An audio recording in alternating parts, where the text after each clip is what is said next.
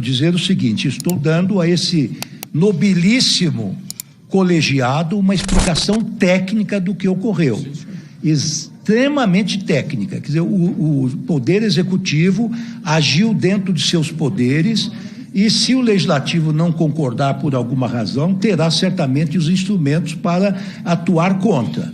Mas isto foi exatamente o que ocorreu, e o ministro, o chanceler Mauro Vieira, deu várias explicações públicas com relação a isto.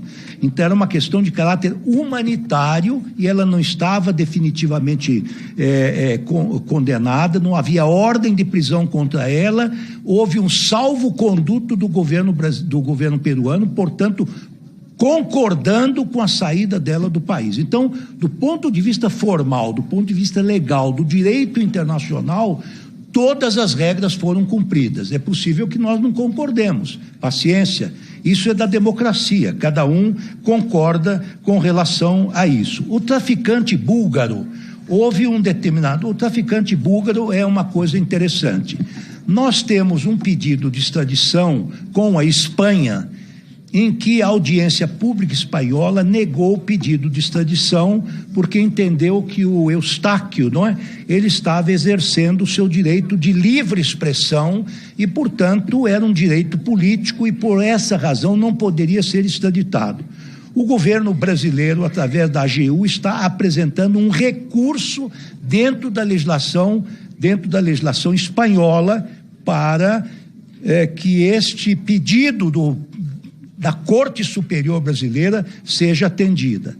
Num outro momento, o ministro Alexandre de Moraes, julgando o caso de um traficante búlgaro que estava sendo pedido, cuja extradição estava sendo pedido pela Espanha, num primeiro momento, ele monocraticamente, porque isso vai para o colegiado, negou e relaxou a prisão preventiva para fins de extradição, a chamada PPE, e colocou uma tornozeleira eletrônica. Todos nós lemos nos jornais que essa decisão do Alexandre de Moraes foi revista, essa prisão preventiva foi retomada, ele se encontra preso e à disposição da Justiça Espanhola. Então, isso é que ocorreu. Então, ele, num primeiro momento, reagiu dizendo que não teria havido reciprocidade, mas entendendo a periculosidade do búlgaro, que estava traficando 50 quilos de cocaína, só por isso revelava-se a periculosidade, e o Alexandre de Moraes, em sua decisão, decidiu que ele não tinha residência fixa e, portanto, tinha que voltar à prisão.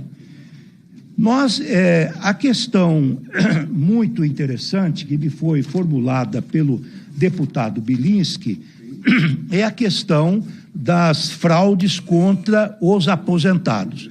É uma questão dramática, gravíssima, porque nós estamos atingindo aqueles mais frágeis, aquelas pessoas que estão num dos momentos mais vulneráveis de sua vida e tiveram descontados estes valores, enfim, das suas contas. Como é que a Corregedoria Geral, a CGU da União e a Polícia Federal desvendaram o sistema? Porque nós temos que saber que existem no Brasil muitas, talvez mais de 500, não sei o número correto, que são entidades que protegem os aposentados, defendem os seus direitos em juízo, quando necessário, eles os auxiliam quando procuram um seguro médico ou um auxílio médico qualquer, quando dão descontos em compras, enfim, de determinadas lojas, determinados comércios, quando permitem que eles também, por meio de descontos, possam frequentar academias. Então, grande parte destas foram criadas em todo o Brasil com esse intuito de proteger o aposentado que é aposentado. Agora, nós precisamos separar o joio do trigo. para a manutenção de algumas destas entidades, nós não podemos colocar todas no mesmo caldeirão, dizendo que são todos corruptos, os dirigentes são corruptos. Existem algumas sérias, existem algumas, elas para sobreviverem, pegaram o beneplácito dos aposentados que participavam como membros, como sócios dessas associações, para que essas associações pudessem ter o caixa para manter esses benefícios. A CGU descobriu que esses descontos estavam aumentando exponencialmente, acima daquilo que era considerado normal. Então, quando chegou um determinado momento, a CGU acionou a Polícia Federal porque imaginou que num volume dessa natureza poderia estar envolvido um crime de alto nível contra os aposentados. A Polícia Federal está atuando, ela fez mais de 300 buscas e apreensões contra os dirigentes, contra aqueles que se apossaram dos direitos, do dinheiro dos aposentados. É um crime, repito, hediondo, vai ser esclarecido até o final e nós vamos buscar a prisão daqueles que lesaram os mais fragilizados em nosso país. Este é um compromisso do governo Lula, é um compromisso da Polícia Federal, é um compromisso do Poder Judiciário. Quanto à questão de algumas bancas de advocacia, no ano passado, terem atuado dentro da lei, imagino, dentro do Estatuto da Ordem dos Advogados, dentro do Código de Ética dos Advogados, com contratos que são públicos ou podem ser públicos, que respondem perante a Receita Federal, que recolhem regularmente seus impostos a partir dos honorários que recebem. Eu penso que isso é uma atividade legal, nós não podemos criminalizar, em primeiro lugar, a atividade dos advogados, até porque o advogado não pode ser, não pode ser confundido com seu cliente, porque senão o advogado que defende um bandido, um criminoso também é bandido. Ou uma empresa, ou uma entidade que tenha dificuldades, ele está conivente com a dificuldade. Mas eu tenho certeza, e nós no nosso ministério seremos intransigentes, que todos os malfeitos, sem exceção, serão descobertos, custe o que custar. Com relação às manifestações contra a anistia, nós mais uma vez ingressamos no terreno político. Vossas Excelências são políticos, têm opiniões sobre o que ocorreu no 8 de janeiro, existe outra parte da sociedade que tem outra opinião, não é verdade?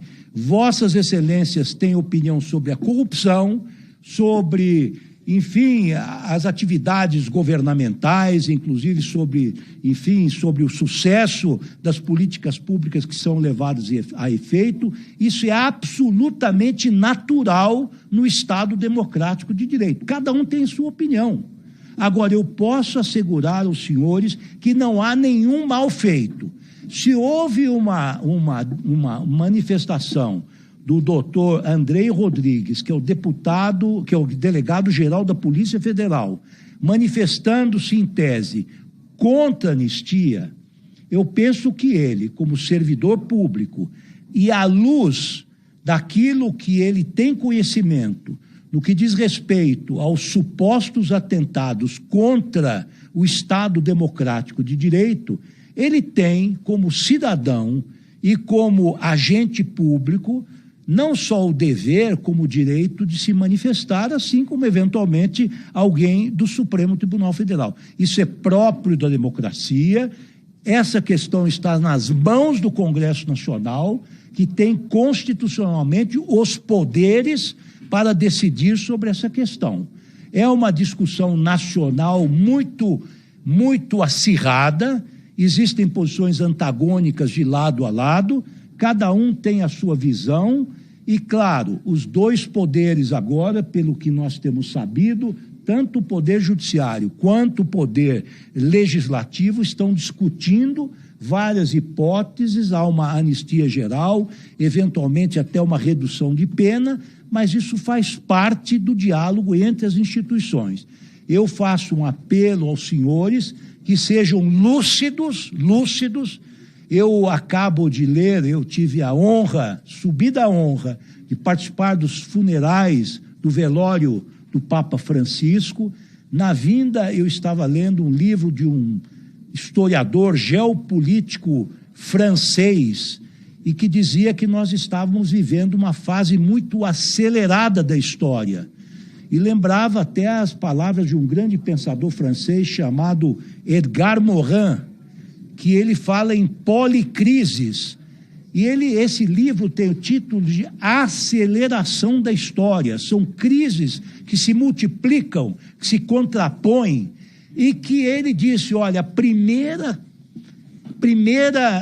primeira medida para enfrentar esse caos que nós vivemos, e é um caos que pode levar ao fim da humanidade, seja pelo incremento do aquecimento geral, seja pelo perigo real de uma guerra nuclear generalizada, a primeira medida é um enfoque racional das questões. Os senhores são representantes dos cidadãos brasileiros e eu, como cidadão que votei em vários membros aqui dessa casa, espero dos senhores, assim como eu espero dos membros do Poder Executivo e do Poder Judiciário, um mínimo de racionalidade. O Brasil haverá de vencer essa crise, nós voltaremos a ser um país líder mundial, tanto do ponto de vista político, social, como econômico.